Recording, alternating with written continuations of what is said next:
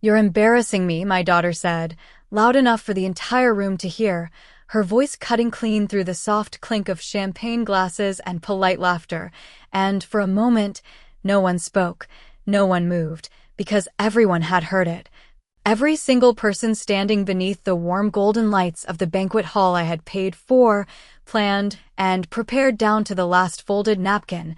I remember the way my fingers tightened slightly around the edge of the table, not enough for anyone to notice, just enough for me to feel it, to remind myself I was still standing, still composed, still Margaret Collins, not the fragile, outdated woman my daughter seemed so eager to dismiss. The band kept playing. A slow instrumental piece that suddenly felt out of place, as if the room itself didn't know how to recover from what had just been said. Ashley didn't look at me again after that. She simply turned back to her guests, her smile flawless, her posture perfect. As if she had just corrected something minor instead of stripping her own mother of dignity in front of 100 people. I didn't argue. I didn't defend myself. I didn't even ask her why, because the answer had been building for years, quietly, patiently.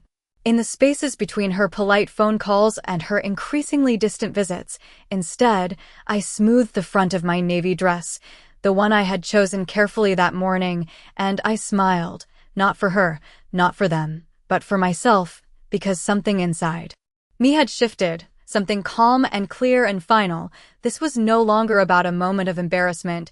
It was about understanding exactly where I stood in my daughter's life, and more importantly, where she stood in mine.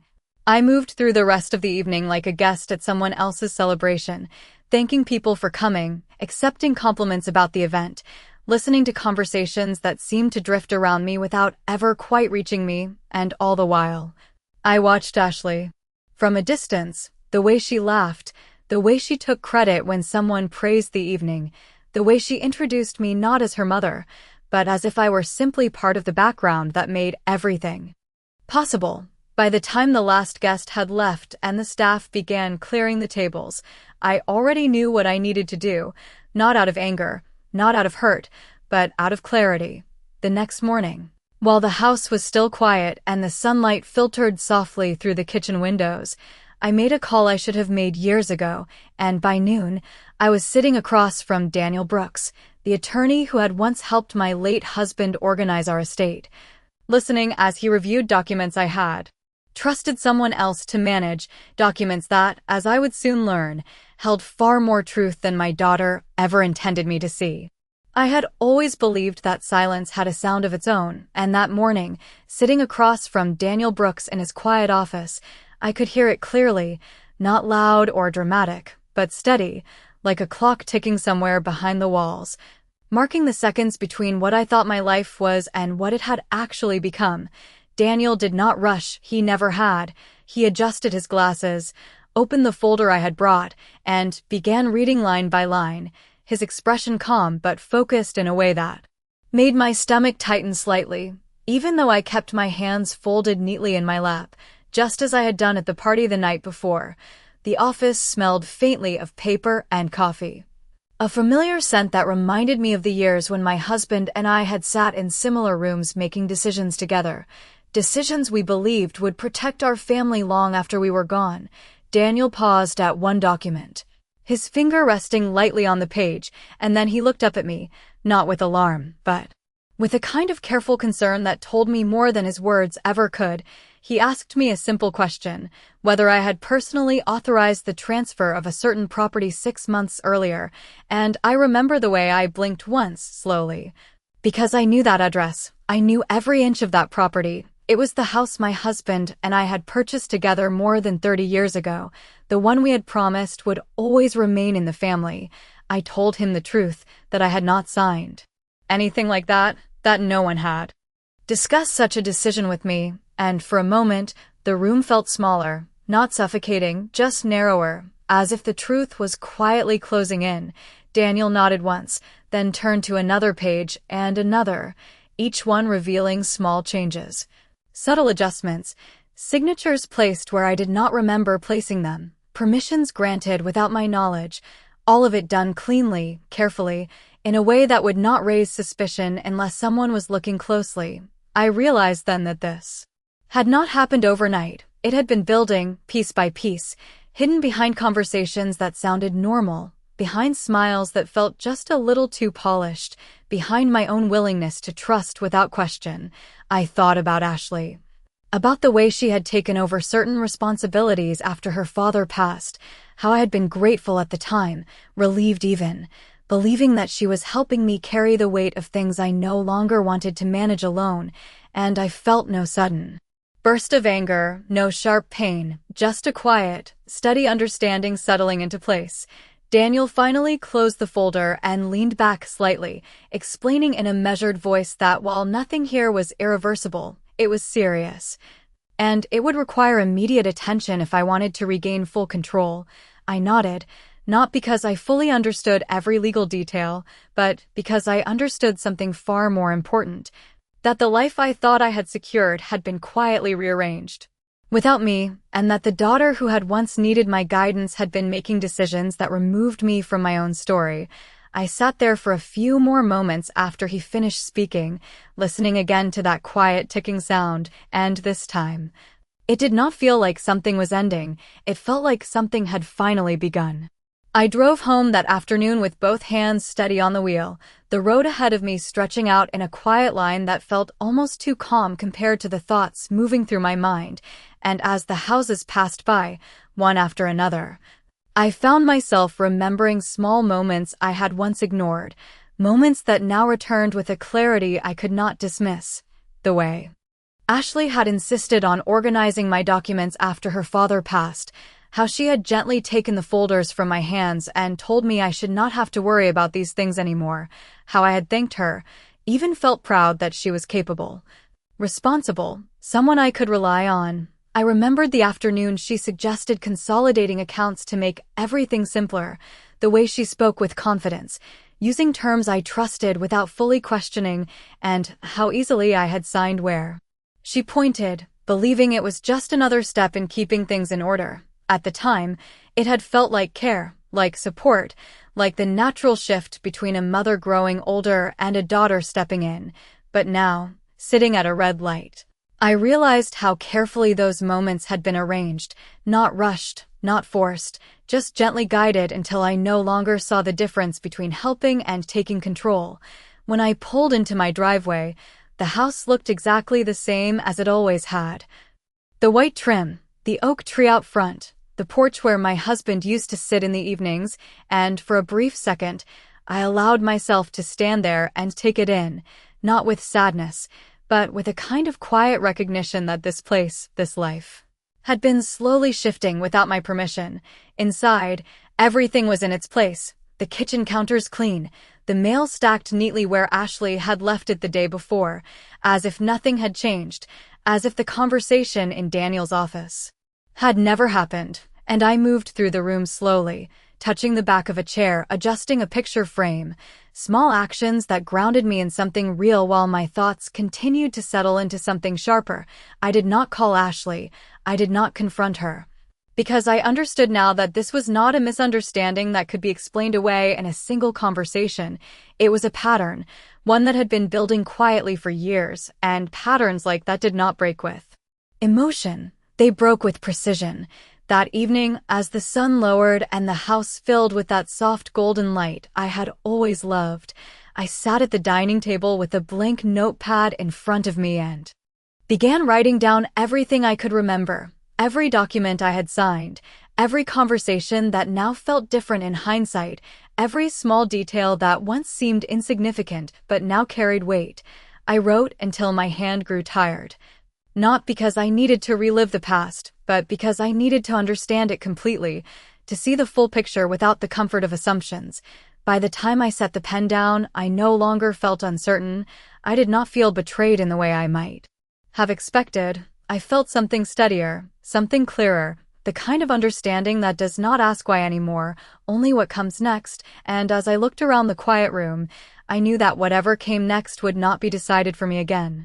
The next morning began like any other, which was exactly what I needed, the quiet rhythm of routine settling around me as I poured coffee into the same white mug I had used for years, the one with a faint crack near the handle that I never bothered to replace.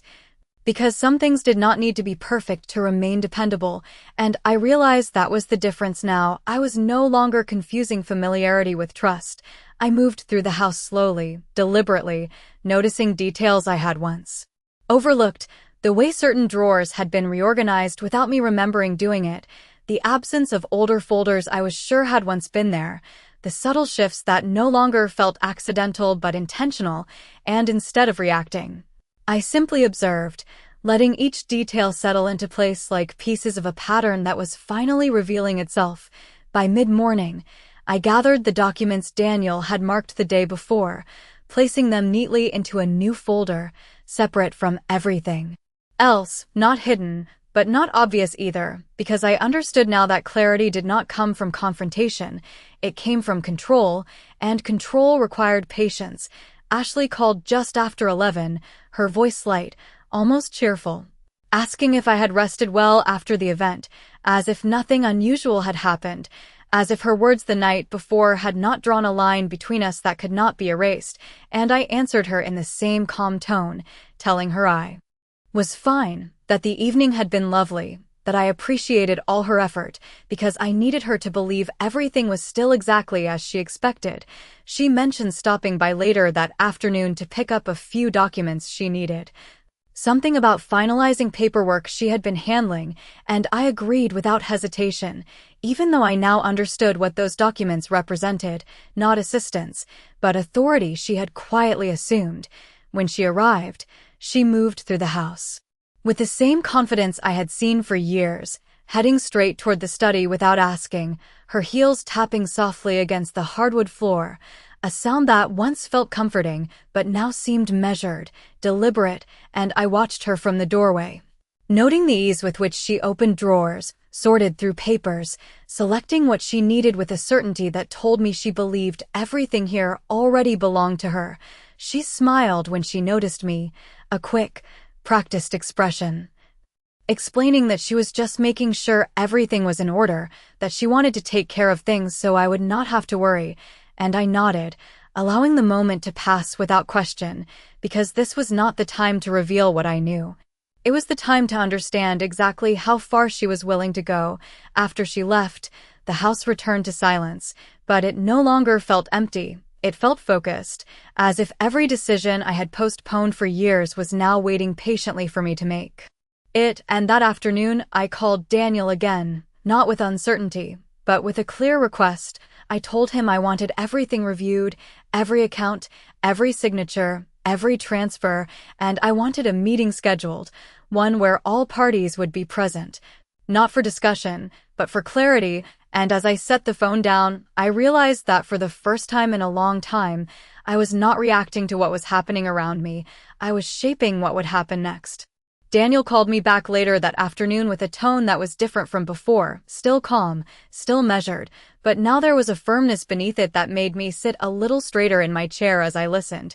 He told me he had begun reviewing the records in detail, and what he was seeing was not a single oversight or a simple misunderstanding. It was a pattern, structured and deliberate, executed over time with enough care to avoid immediate detection, but not enough to withstand close examination. I did not interrupt him. I let him speak, each word settling into place with the quiet certainty I had already begun to accept.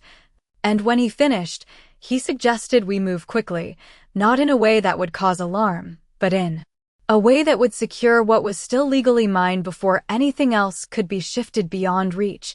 I agreed without hesitation, not because I felt urgency in the emotional sense, but because I understood the importance of timing. That whatever Ashley had set in motion relied on the assumption that I would remain unaware.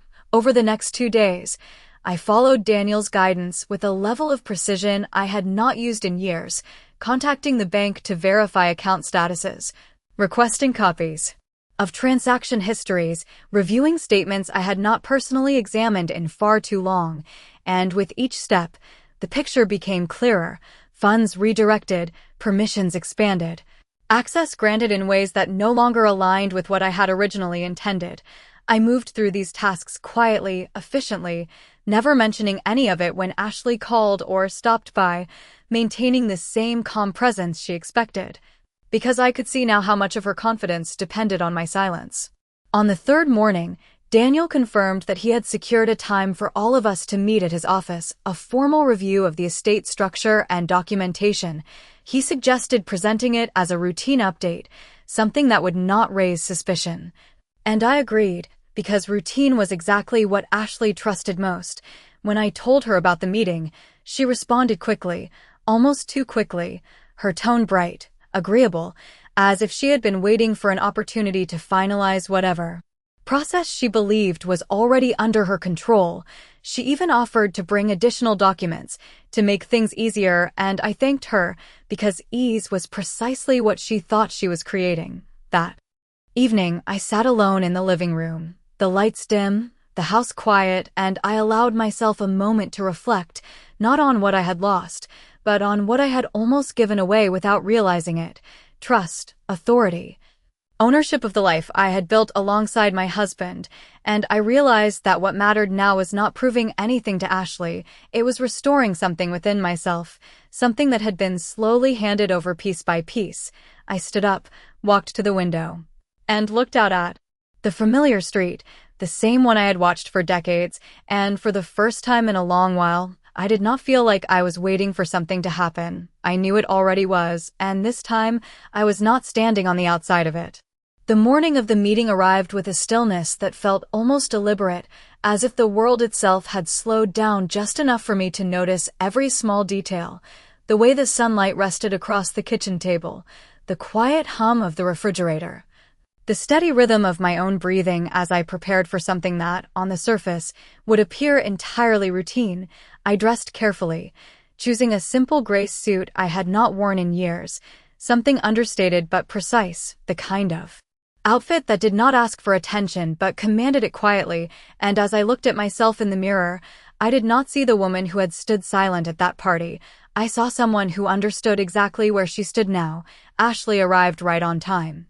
Her energy light, almost cheerful, carrying a leather folder in one hand as if she were walking into a meeting she had already won. She complimented my outfit, commented on how efficient it was that we were finally reviewing everything together. And I smiled, thanking her, allowing her to speak freely, because confidence often reveals more than hesitation ever could. The drive to Daniel's office was calm.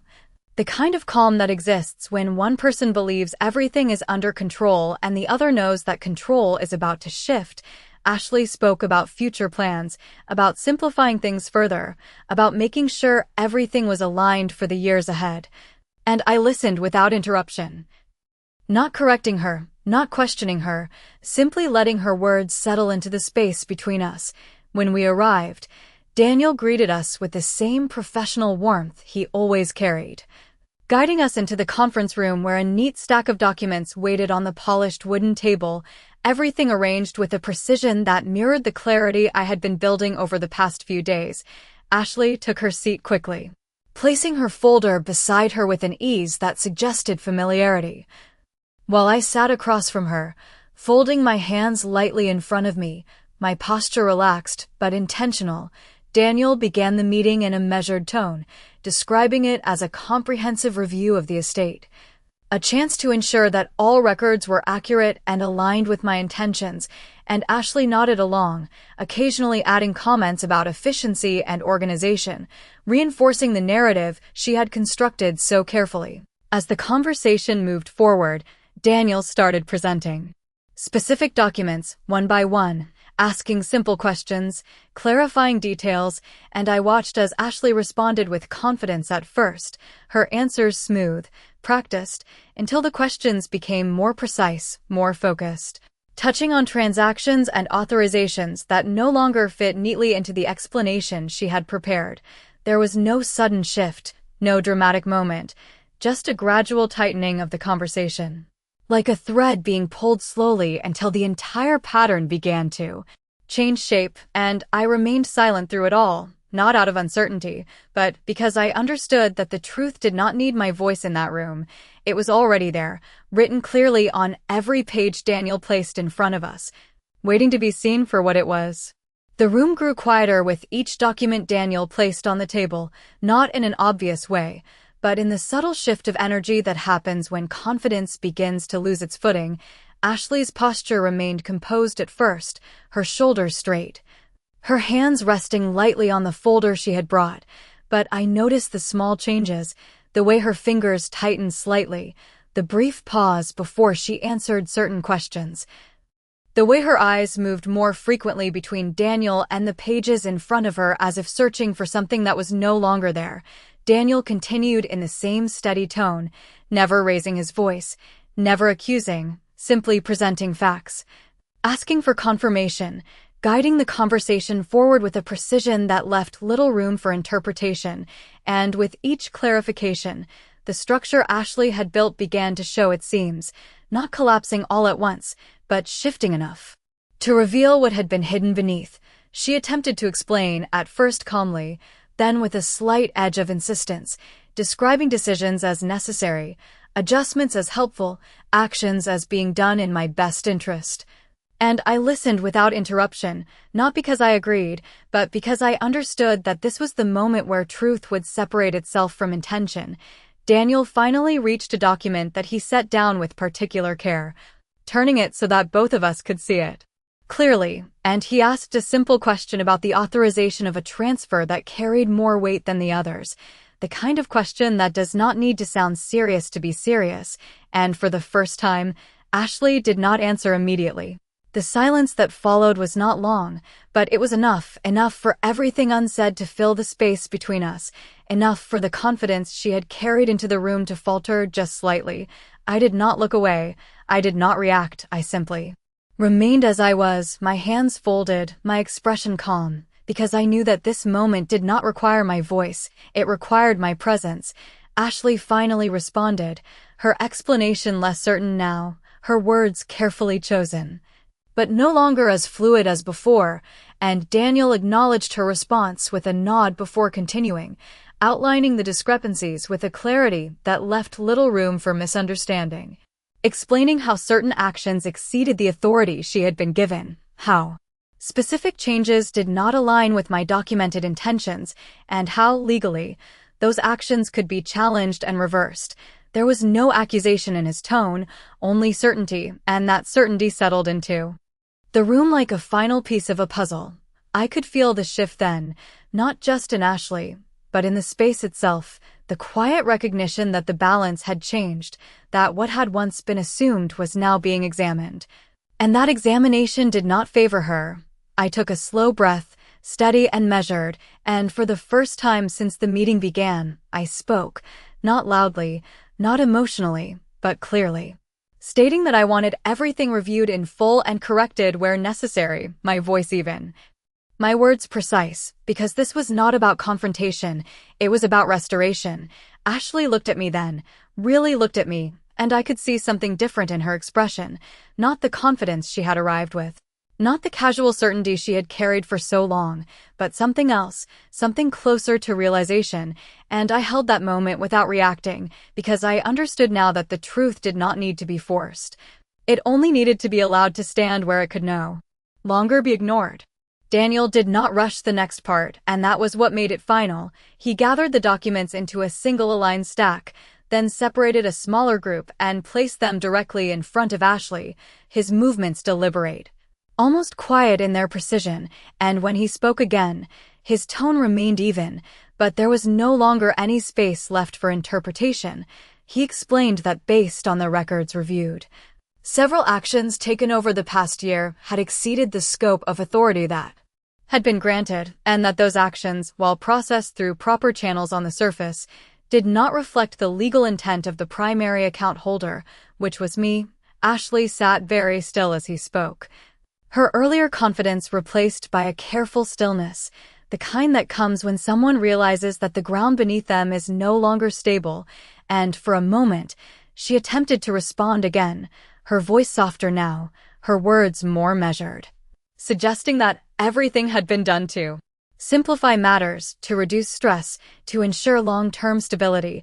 But even as she spoke, the certainty was gone, replaced by something that did not quite reach conviction. Daniel acknowledged her explanation with a slight nod, then clarified that intention did not override authorization, and that in matters of property and financial control, documented consent was the only standard that applied, and based on that standard, several of the changes could be formally reversed, immediately if necessary. The room did not change dramatically. There was no raised voice, no sudden movement, just a quiet shift, the kind that settles into a space and remains there, undeniable.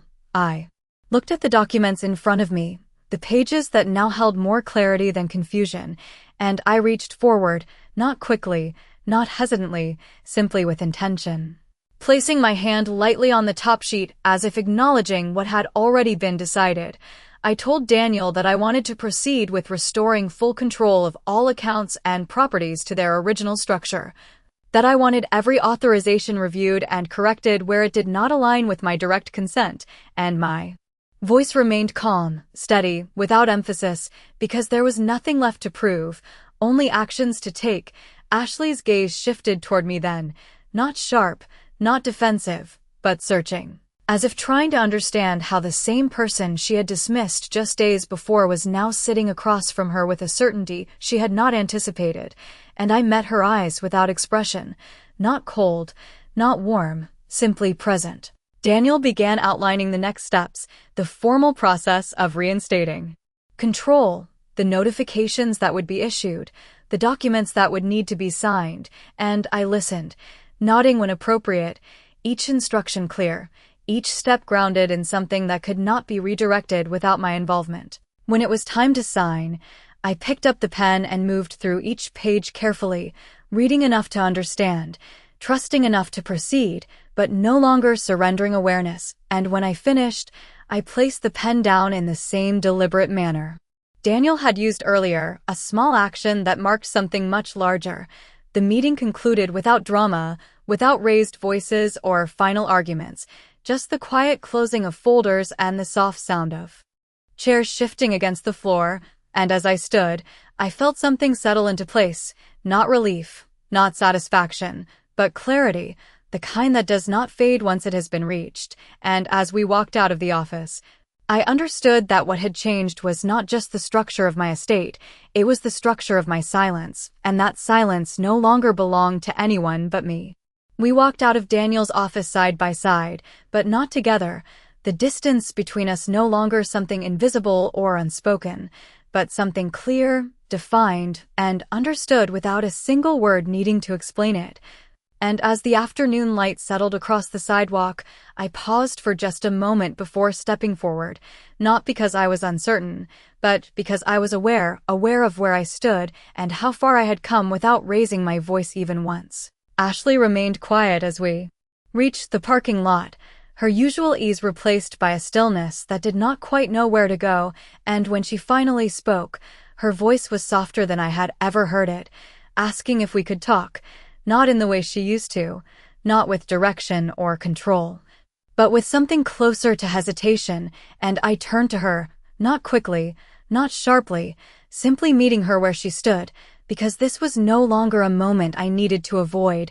I listened as she tried to explain, not fully, not clearly, but enough to reveal that what she had done had not felt wrong to her at the time, that she had believed she was managing things, organizing them, making decisions that needed to be made, and I did not interrupt. I let her finish.